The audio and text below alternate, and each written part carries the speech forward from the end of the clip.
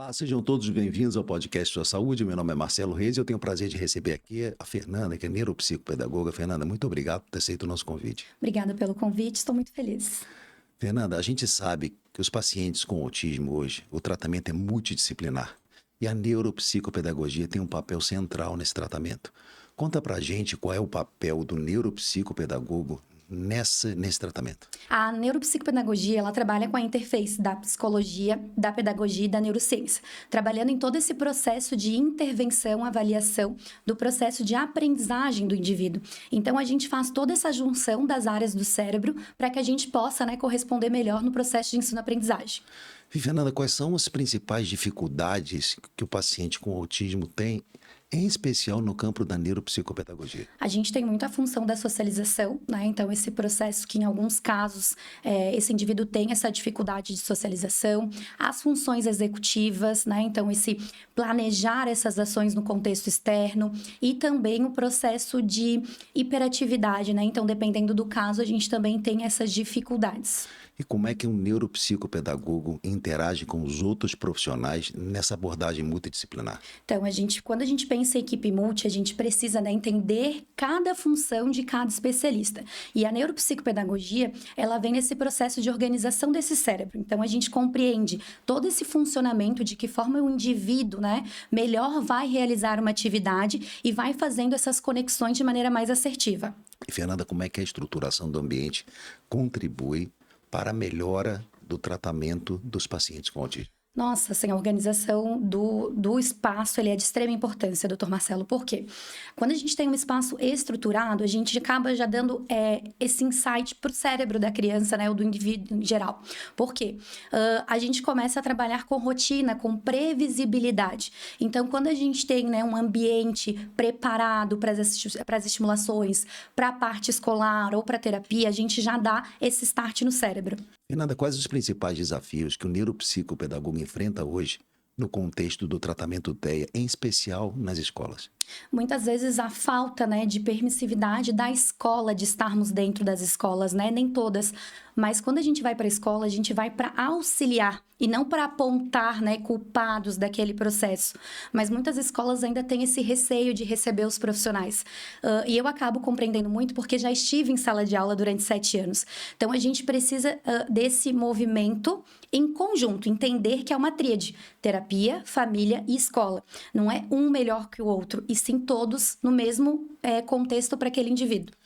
Eu já vou pegar esse gancho então da família. Como que o neuropsicopedagogo atua junto à família nesse contexto de tratamento do transtorno do espectro do autismo? Fazendo todo esse processo de orientação parental para essa família, Então, como fazer, de que forma fazer? A gente vai esmiuçar isso para a família, Porque muitas famílias, elas não têm nem a base, do que fazer. Então, a gente, como profissional, como especialista, a gente vai orientar de maneira mais assertiva. E como é importante, o uso de tecnologias assistidas, protocolos estruturados. Conta pra gente como é que funciona um pouco disso. Então, a gente tem os nossos protocolos, de rastreio e também de processo de aprendizagem. Então, conforme a demanda de cada indivíduo, a gente tem protocolos específicos, onde a gente vai seguindo, para entender se já alcançou um marco, se não alcançou, para que a gente possa corresponder os próximos planos de ensino para aquele indivíduo. No contexto da neuropsicopedagogia, em relação aos níveis diferentes de autismo, como é que é essa abordagem em relação a essas crianças? Isso. Então, a gente trabalha com os níveis, nível 1, 2 e 3, então leve, moderado e severo, e a partir disso, a gente trabalha com as hierarquias de dicas. Então, quais são os apoios que a gente vai disponibilizar para aquele indivíduo, de que forma a gente vai fazer? Fernanda, comecei o tratamento. Ao longo do tratamento, eu preciso medir se esse tratamento está sendo efetivo ou não. Em especial, no contexto da neuropsicopedagogia, como é que a gente mede a evolução do tratamento dessas crianças? A gente tem as nossas escalas de apoio. Então, ali dentro daqueles marcos do desenvolvimento, a gente vai entendendo se essa criança, se esse pré-adolescente, ele alcançou ou não, e vai mudando os objetivos no processo terapêutico. E a gente usa escalas, a gente usa algum elemento estruturado? Sim, a gente tem as escalas padronizadas, E cada área acaba tendo a sua. Então, dentro da neuropsicopedagogia, a gente tem as nossas. E aí, a parte, se eu quero avaliar leitura e matemática, a gente tem um protocolo específico. Se eu quero avaliar a atenção, eu tenho outro protocolo. Então, a partir disso, cada caso tem a sua singularidade. Fernanda, quanto tempo um paciente, em média, fica em tratamento do TEA? Isso é muito individual, doutor Marcelo, porque o que que acontece? A gente vai ver conforme ele vai generalizar esses aprendizados, né? Mas ali, em torno, vamos pensar assim, 2 anos, 3 anos. Por quê? Dependendo da faixa etária que ele chega no consultório também. Se a gente está trabalhando com intervenção precoce, a gente pensa que a gente faz a reprogramação desse cérebro, né? Se ele já chega numa fase de pré-adolescência ou adolescência, a gente já tem um cérebro que não tem tanta modelagem para a gente fazer. Então, a gente vai demorar um pouco mais para conseguir alcançar um objetivo. E após esses 2 anos, o paciente volta regularmente para acompanhar? Possivelmente anual, né? A gente faz esse processo de avaliação conforme essa demanda. Então, é muito individual, né? Não tem como a gente falar de prazos nesse processo terapêutico.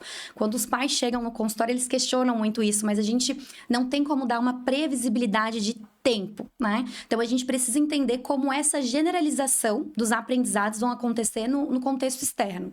E há diferença entre os níveis diferentes de autismo. Com certeza, por conta dos apoios que eles necessitam. Então, qual é o tipo de suporte que eles precisam nesse processo? É pouco suporte? É muito suporte? Vamos precisar de muitas adaptações, poucas adaptações? Como que esse contexto externo, como que essa escola vai liberar o processo terapêutico, né? Vai nos disponibilizar espaço dentro da escola para que a gente possa estar lá fazendo as orientações, as observações? Então, tudo isso depende também de como esse contexto vai nos auxiliar. E quanto mais cedo se faz o diagnóstico, melhores os resultados? Muito, com certeza. A intervenção precoce hoje, né, dentro de toda a ciência, ela acaba sendo o melhor resultado.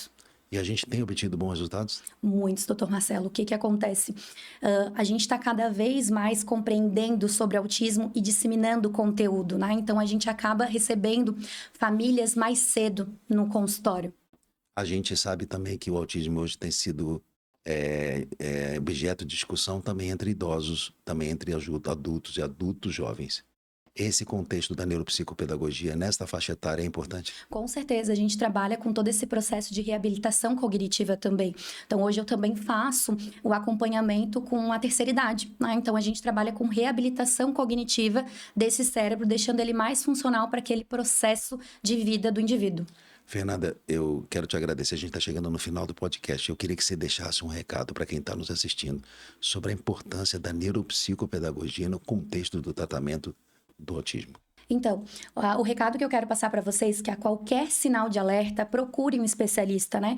Tanto lá na intervenção precoce de 1 a 5 anos, como lá para frente também, porque hoje a gente tem mais informação no nosso meio, né, na nossa sociedade. Então, a qualquer sinal de alerta, a qualquer ponto de interrogação, né, na cabecinha dos pais, dos responsáveis, procure um especialista que vai auxiliar vocês. Fernanda, mais uma vez, muito obrigado. Foi excelente.